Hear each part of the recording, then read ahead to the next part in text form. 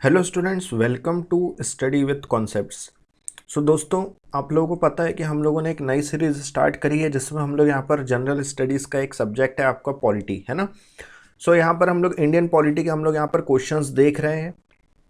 Last class में हम लोगों ने कुछ क्वेश्चंस देखे थे, फिर हमने कुछ शेड्यूल, जो अनुसूची होती है, जो शेड्यूल्स होते हैं, उसकी हमने ट्रिक जानी थी, है ना। क्या थी trick? Tears of old PM. ठीक है, तो हम लोगों ने उसके थ्रू यहाँ पर 12 जो है वो शेड्यूल्स हम लोगों ने याद करे थे, 12 अनुसूचीज याद करी थी। क्लियर? तो लास्ट जो हमारी क्लास थी वो हमारा पार्ट फर्स्ट था। अब जो हम लोग यहाँ पर करने वाले हैं वो पार्ट सेकंड है। क्लियर? चलिए, सो यहाँ पर हम लोग स्टार्ट करते हैं। देखिएगा, लास्ट क्लास में हम लोगों ने सारे क्वेश्चंस कर लिए थे। ठीक है, उसके बाद आज से हम लोगों को जो करना है क्वेश्चंस वो है ये। ठीक है, ये वाला क्वेश्चन लास्ट क्लास में हो गया था, 8वीं अनुसूची 8th शेड्यूल वाला।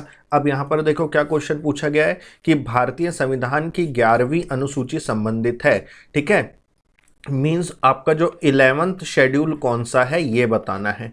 क्लियर? 11th शेड्यूल कौन सा है ये आप लोगों को बताना है। तो कौन सा है भैया 11th शेड्यूल? तो आप लोग ट्रिक के अकॉर्डिंग याद कर सकते हैं। TEARSOFOLD है ना। तो 1 2 3 4 5 6 7 8 9 10 11, 11वें नंबर पर क्या है? पी मतलब क्या? पंचायत। तो बिल्कुल यहाँ पर आपका आंसर क्या हो जाएगा?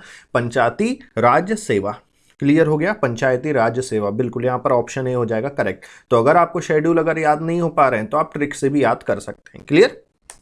आगे बढ़ते हैं। डॉक्टर अंबेडकर के अनुसार कौन सा आर्टिकल या कौन सा अनुच्छेद भारतीय संविधान का सबसे इंपॉर्टेंट, सबसे महत्वपूर्ण आर्टिकल है, सबसे इंपॉर्टेंट आर्टिकल है, सबसे महत्वपूर्ण अनुच्छेद है? तो वो कौन सा है? वो है आर्टिकल 32, है ना। आर्टिकल 32 ये कौन से पार्ट में है? तो आर्टिकल 32 जो है वो आपके पार्ट 3 में है। क्लियर? इंडियन कॉन्स्टिट्यूशन के पार्ट 3 में है आर्टिकल 32, जो कि डॉक्टर अंबेडकर के अनुसार भारतीय संविधान का सबसे महत्वपूर्ण आर्टिकल है। क्लियर? चलो आगे बढ़ते हैं। भारत का संविधान भारत को कैसे वर्णित करता है? तो देखिएगा, भारत का जो संविधान है वो भारत को राज्यों के संघ के तहत, है ना, राज्यों के संघ के तहत जो है वो वर्णित करता है। आगे बढ़ते हैं। आंध्र प्रदेश एक भाषाई राज्य के रूप में गठित किया गया, तो वही हमें बताना है कि कब किया गया। ठीक है, तो ये 1953 में किया गया था। कब किया गया था? 1953 में। वेरी वेरी इंपॉर्टेंट है, बहुत इंपॉर्टेंट है ये वाला क्वेश्चन। हर बार एग्जाम्स में रिपीट हुआ है, अलग अलग एग्जाम्स में बार बार रिपीट हुआ है। आंध्र प्रदेश एक भाषाई राज्य के रूप में गठित किया गया। कब किया गया आंध्र प्रदेश को? कब? भाषाई के, लैंग्वेज के अकॉर्डिंग इसे कब एक अलग राज्य का यहाँ पर दर्जा दिया गया था? तो 1953 में। क्लियर? चलो आगे बढ़ते हैं। भाषा के आधार पर राज्यों का पुनर्गठन किस वर्ष में किया गया था? तो ये किया गया था 1956 में। कब किया गया था? 1956 में। क्लियर? 1953 में आंध्र प्रदेश भाषाई राज्य के रूप में गठित किया गया, और फिर उसके बाद भाषा के आधार पर राज्यों को पुनर्गठित करा। कब से? 1956 से। क्लियर? अब इसका मतलब ये है कि जो अलग अलग जो लैंग्वेजेस होती हैं आपके देश की, हमारे देश की जो अलग अलग लैंग्वेजेस हैं, है ना, तो उनको लैंग्वेजेस के अकॉर्डिंग यहाँ पर क्या कर दिए? राज्यों को सेपरेट कर दिए गए, स्टेट्स को सेपरेट कर दिए गए। ठीक है, तो उसके बाद फिर दोबारा से यहाँ पर स्टेट्स के यहाँ पर नाम जो है वो रखे गए और फिर अलग अलग स्टेट्स बनाए गए। तो उसी को यहाँ पर क्या कह रहा है? वो पुनर्गठन कह रहा है। क्लियर? तो ये चीज़ कब से करी गई? भाषा के आधार पर राज्यों को पुनर्गठित कब किया गया? तो 1956 से किया गया। ठीक, आगे बढ़ते हैं।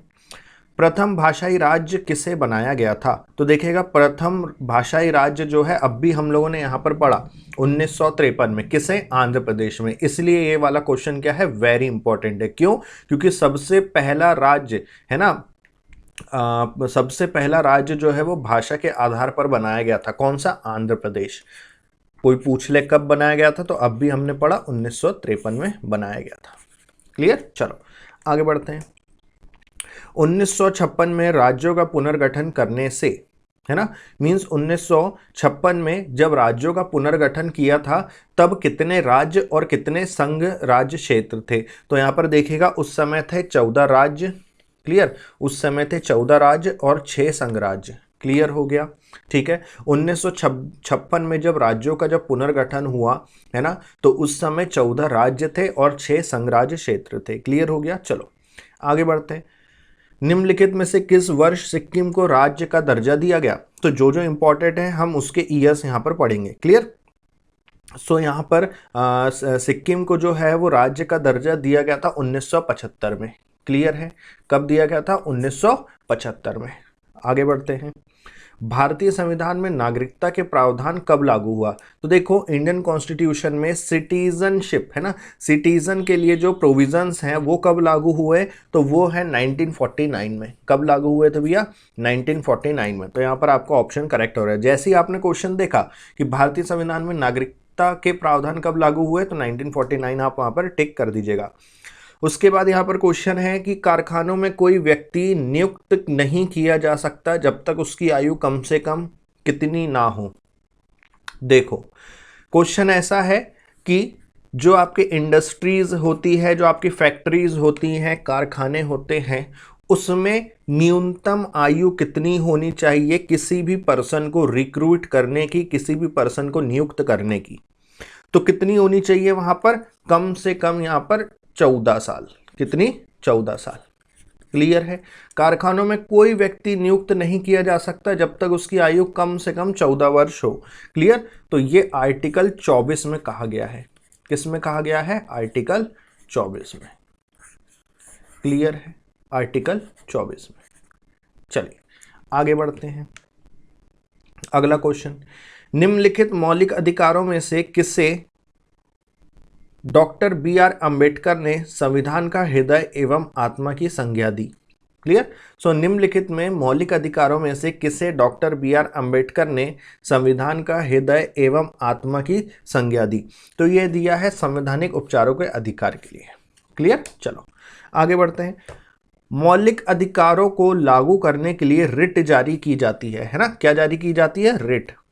रिट जारी की जाती है। सभी लोगों ने रिट सुना है? बिल्कुल। सो रिट, RIWRIT। क्लियर? सो मौलिक अधिकारों को लागू करने के लिए रिट जारी की जाती है। किसके द्वारा की जाती है, यह हमें बताना है। तो देखिए, जो आपके मौलिक अधिकार होते हैं, है ना, जो आपके फंडामेंटल राइट्स होते हैं, उन्हें लागू करने के लिए एक रिट जारी की जाती है उच्चतम न्यायालय द्वारा। किसके द्वारा? उच्चतम न्यायालय द्वारा। क्लियर? तो ऑप्शन सी हो जाएगा यहां से करेक्ट। क्लियर? कभी भी अगर आपसे कोई भी ऐसे जनरली भी अगर पूछ ले कि भाई जो आपके फंडामेंटल राइट्स हैं उनको लागू करने के लिए यदि आपको रिट जारी करना है, तो वो रिट जारी कौन करता है? तो वो उच्चतम न्यायालय जारी करती है रिट। क्लियर? आगे बढ़ते हैं। मौलिक अधिकारों में संशोधन करने में कौन सक्षम है?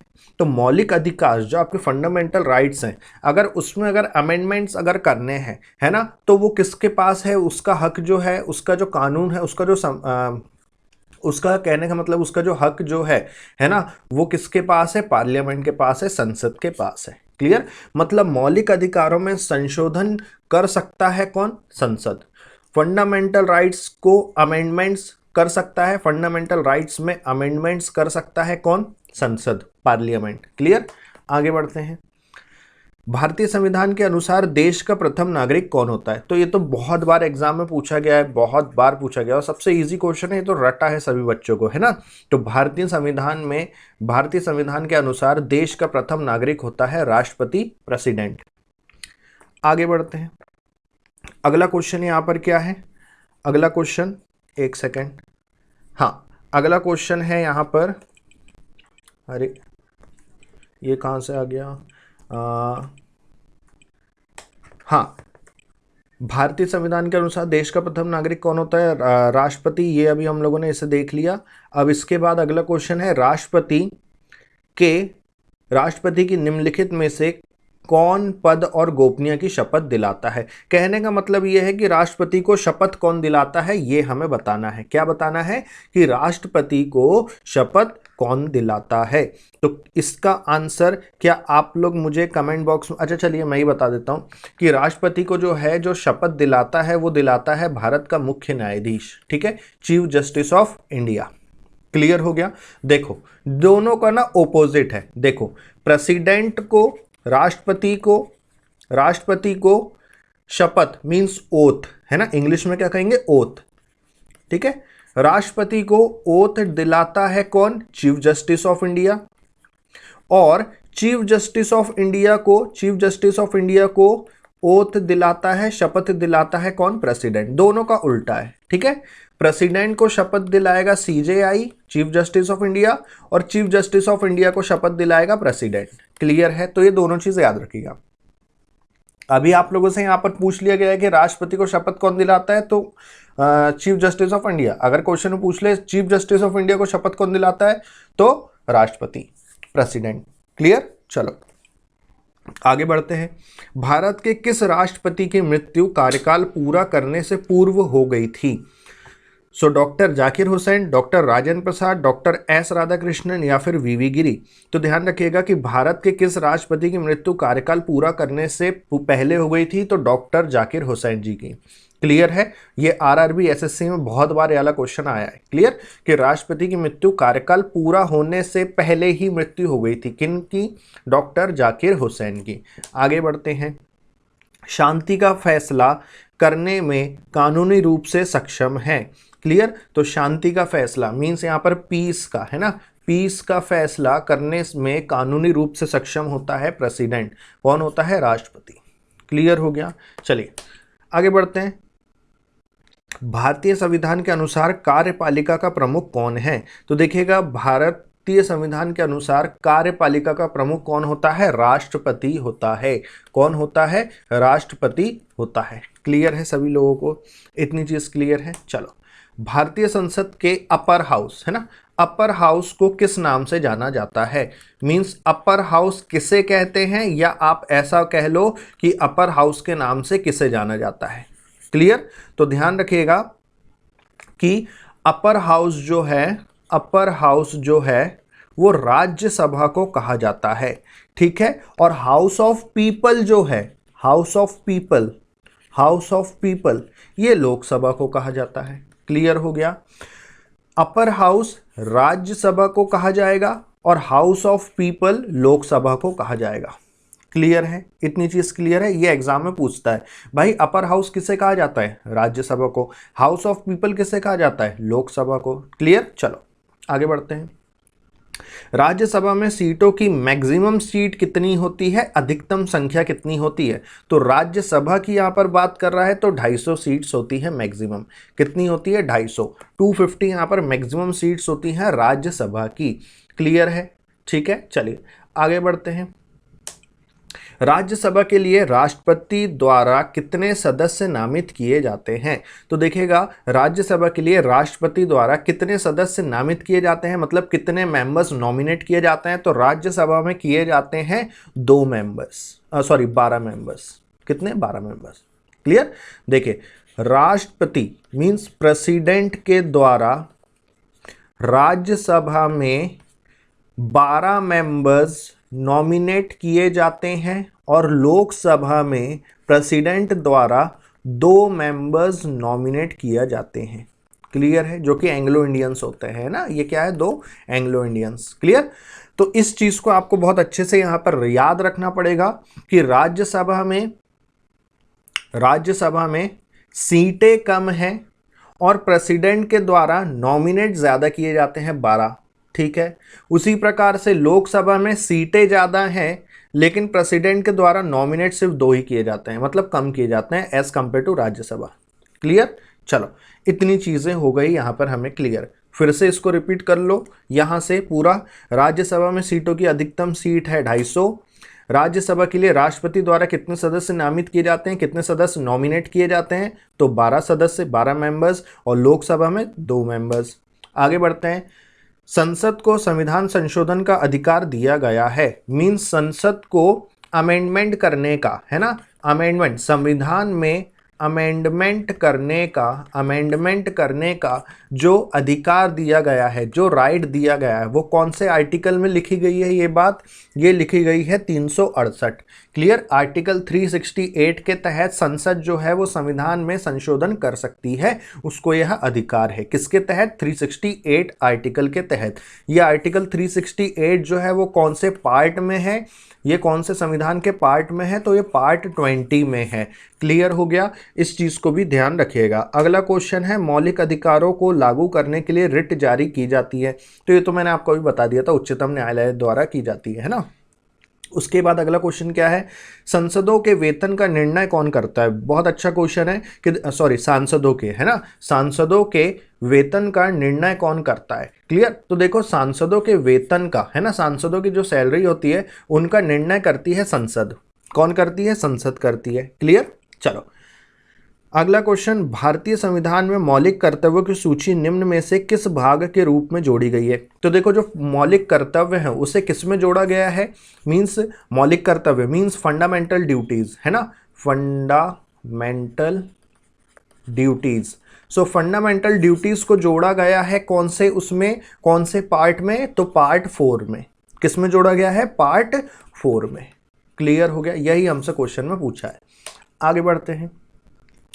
किस संवैधानिक संशोधन अधिनियम द्वारा संविधान में मूल कर्तव्यों को सम्मिलित किया गया है। तो यहां पर देखिए, किस संवैधानिक संशोधन अधिनियम द्वारा संविधान में मूल कर्तव्यों को मींस फंडामेंटल राइट्स को। क्लियर। तो हमें यह बताना है कि कौन सा अमेंडमेंट एक्ट था जिसके द्वारा फंडामेंटल ड्यूटीज को हमारे कॉन्स्टिट्यूशन में जोड़ा गया था। तो वो था 42वां संवैधानिक संशोधन अधिनियम। कब हुआ था ये? 1976 में। क्लियर है, इतनी चीज क्लियर है, ठीक है। अच्छा, अगर आपसे पूछ लिया जाए कि फंडामेंटल ड्यूटीज को हमारे संविधान में जोड़ा गया था किस समिति के तहत, किस समिति के तहत या किस कमेटी के तहत, तो ध्यान रखिएगा मोस्ट इंपॉर्टेंट क्वेश्चन है। आंसर क्या हो जाएगा? कौन सी समिति का अगर पूछ ले तो स्वर्ण सिंह समिति, स्वर्ण सिंह समिति। क्लियर हो गया, बहुत इंपॉर्टेंट क्वेश्चन है, क्लियर है।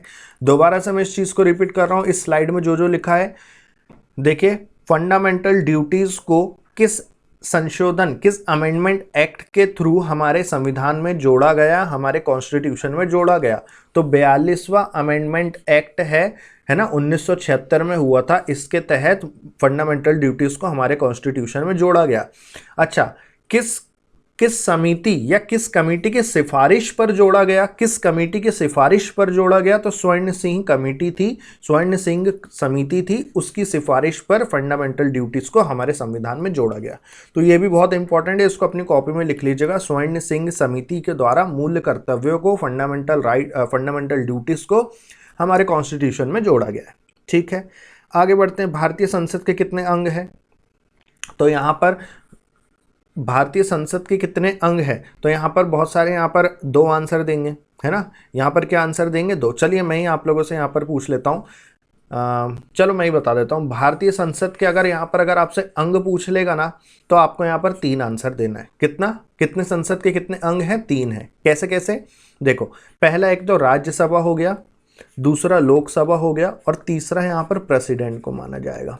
किसको माना जाएगा? प्रेसिडेंट को। क्लियर है। तो इस प्रकार से यहां पर अंग कितने हो गए? 3 हो गए। अब सुनो, अब आप कहोगे सर 2 है। भैया सदन अगर पूछेगा, सदन, तो 2 आंसर होगा। कितना आंसर होगा? 2। समझ में आया? फिर से सुन लो, मैं फिर से बता देता हूं। क्वेश्चन में यहां पर मुझसे क्या पूछा? भारतीय संसद के कितने अंग हैं? तो अंग अगर पूछेगा, है ना, पार्ट्स अगर पूछेगा, तो आपका आंसर 3 होगा। ठीक है। और अगर सदन अगर पूछेगा, क्या पूछेगा? सदन, तब आपका आंसर क्या रहेगा? 2 रहेगा। क्लियर है। अंग 3 है, कौन कौन से? राज्यसभा, लोकसभा और प्रेसिडेंट। और सदन कौन कौन से हैं? तो सदन है राज्यसभा और लोकसभा। क्लियर हो गया। तो ये दोनों पॉइंट ध्यान में रखिएगा, क्योंकि बच्चे यहां पर गलती करके आते हैं। एग्जामिनर पूछता अंग है, लेकिन वो लगा के सदन का आ जाता है आंसर, है ना, जबकि उसने अंग पूछा है। अंग 3 है, सदन 2 है। क्लियर। इसलिए इस क्वेश्चन का आंसर क्या है? 3। इसको अपनी कॉपी में लिख लीजिएगा। अगला क्वेश्चन, भारत के राष्ट्रपति निर्वाचित होने के पात्र बनने के लिए किसी व्यक्ति की आयु पूर्ण होनी चाहिए। कहने का मतलब यह है, यदि अगर आपको राष्ट्रपति बनना है तो आपकी न्यूनतम आयु कितनी होनी चाहिए? यदि आपको राष्ट्रपति बनना है या किसी को भी हमारे देश का अगर राष्ट्रपति बनना है, तो उनकी मिनिमम एज कितनी होनी चाहिए? कम से कम कितनी एज होनी चाहिए? तो भाई 35 साल होनी चाहिए।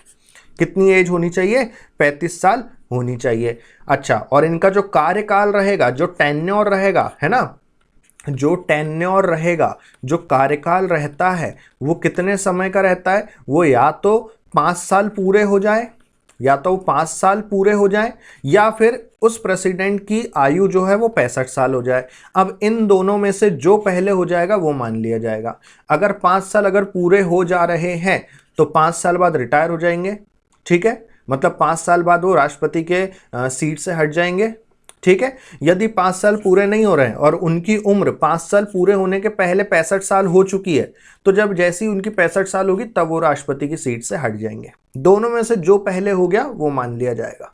क्लियर है? चलो आगे बढ़ते हैं। राष्ट्रपति पद के चुनाव संबंधी विवाद को किससे निर्देशित किया जाता है? तो देखिएगा यहाँ पर राष्ट्रपति पद के चुनाव संबंधी जो भी यहाँ पर झगड़े झांसे होते हैं, जो भी विवाद होता है सदनों के बीच, है ना, तो उसमें किसे निर्देशित किया जाता है? तो उस समय किया जाएगा किसे? उच्चतम न्यायालय को। क्लियर है? ये तो इजी था, है ना। अब देखो, संसदीय समिति के पास जाओगे नहीं, लोकसभा अध्यक्ष के पास जाओगे नहीं, निर्वाचन आयोग के पास जाओगे नहीं, किसके पास जाओगे? उच्चतम न्यायालय के पास जाओगे, सुप्रीम कोर्ट के पास जाओगे। आगे बढ़ते हैं। राष्ट्रपति को हटाया जा सकता है, बिल्कुल राष्ट्रपति को हटाया जा सकता है। किसके द्वारा? इम्पीचमेंट के द्वारा, महाअभियोग के द्वारा। एक बार इसकी स्पेलिंग देख लेना, मैं यहाँ लिख देता हूँ। इम्पीचमेंट के द्वारा क्या हो सकता है? राष्ट्रपति को हटाया जा सकता है उनकी सीट से। क्लियर? तो राष्ट्रपति को बिल्कुल हटाया जा सकता है, किसके द्वारा? इम्पीचमेंट के द्वारा, महाअभियोग के द्वारा। कौन से आर्टिकल में महाअभियोग की बातें कही गई है? कौन से आर्टिकल में इम्पीचमेंट की बातें कही गई है? तो आर्टिकल 61, आर्टिकल 61। क्लियर? आर्टिकल 61 में, अनुच्छेद 61 में महाअभियोग की बातें कही गई है, इम्पीचमेंट की बातें कही गई है। क्या ये चीज क्लियर है? ये चीज क्लियर है ना। चलिए आगे बढ़ते हैं। अगला क्वेश्चन, संसदों में राष्ट्रपति के विरुद्ध महाअभियोग प्रस्ताव पास करने के लिए कितने सदस्यों को समर्थन चाहिए? तो देखिएगा यहाँ पर सदन में राष्ट्रपति के विरुद्ध यदि महाअभियोग प्रस्ताव पास करने के लिए उन्हें कम से कम यहाँ पर सदन के कुल सदस्यों में से कम 2/3 सदस्य जो हैं वो ये होने चाहिए कि हमें यहाँ पर जो है राष्ट्रपति को वहाँ से हटाना है। ऐसे कितने मेंबर्स होने चाहिए कुल सदन के? 2/3। क्लियर है? तो यहाँ पर ऑप्शन बी हो जाएगा यहाँ से आपका करेक्ट। अगला क्वेश्चन देखेगा। अगला क्वेश्चन क्या है? यदि राष्ट्रपति त्यागपत्र देना चाहे तो वो अपना त्यागपत्र किसको देगा, है ना। तो यदि राष्ट्रपति जो है वो रिजाइन देना चाहता है तो वो अपना जो रेजिग्नेशन लेटर है वो भारत के उपराष्ट्रपति को देगा, मींस वाइस प्रेसिडेंट को देगा। जो उपराष्ट्रपति की जो बातें कही गई है आर्टिकल में, वो आर्टिकल 63 में कही गई है, आर्टिकल 63 में कही गई है उपराष्ट्रपति से रिलेटेड बातें। क्लियर हो गया? ठीक है। और राष्ट्रपति से रिलेटेड बातें कही गई है आर्टिकल 52, इसको भी याद रख लो। ठीक है, चलो आगे बढ़ते हैं। निम्न में से कौन लगातार 2 बार राष्ट्रपति बने हैं? अब ये बहुत इजी क्वेश्चन है, ये आप लोगों के लिए आज की क्लास का होमवर्क है। ठीक है दोस्तों, ये आप लोगों के लिए आज की क्लास का होमवर्क है। क्या? कि निम्न में से कौन लगातार 2 बार राष्ट्रपति बने हैं? ऑप्शंस हैं डॉक्टर राजेंद्र प्रसाद, डॉक्टर एस राधाकृष्णन और डॉक्टर जाकिर हुसैन, या फिर ए और बी दोनों। क्लियर है? ठीक है, चलिए। सो आज के लिए अपन लोग इतना रखते हैं, है ना। यदि अगर आज की क्लास अगर आप लोगों को अच्छी लगी हो तो लाइक करिएगा, अपने दोस्तों में शेयर करिएगा, और चैनल को अभी तक अगर आप लोगों ने सब्सक्राइब नहीं किया तो चैनल को सब्सक्राइब कर लीजिएगा, चैनल को शेयर भी करिएगा। कमेंट करके बताइए क्लासेस कैसी लग रही है, और इस क्वेश्चन का आंसर आप लोगों को कमेंट बॉक्स में देना है। क्लियर है दोस्तों? चलिए, सो मिलते हैं नेक्स्ट क्लास में। इस वीडियो में हम लोग इतना ही रखते हैं, इस क्लास में हम लोग इतना ही रखते हैं। मिलते हैं नेक्स्ट क्लास में। हाँ, और एक चीज़ और, मैंने आप लोगों के लिए DFCCIL के लिए मैथ्स की क्लास जो है वो मैंने टोटल 53 क्लासेस अपलोड कर दी हैं। सभी स्टूडेंट से रिक्वेस्ट है, सिर्फ DFCCIL नहीं, जितने भी कॉम्पिटिटिव एग्जाम्स हैं उन सभी के लिए मैंने बिल्कुल बेसिक कॉन्सेप्ट से यहाँ पर मैथ्स पढ़ाया है। तो आप सभी लोगों से रिक्वेस्ट है कि आप लोग मैथ्स की क्लास ज़रूर देखें हमारे चैनल पर। क्लियर है? चलिए, सो मिलते हैं नेक्स्ट क्लास में। जब तक के लिए बाय बाय, टेक केयर।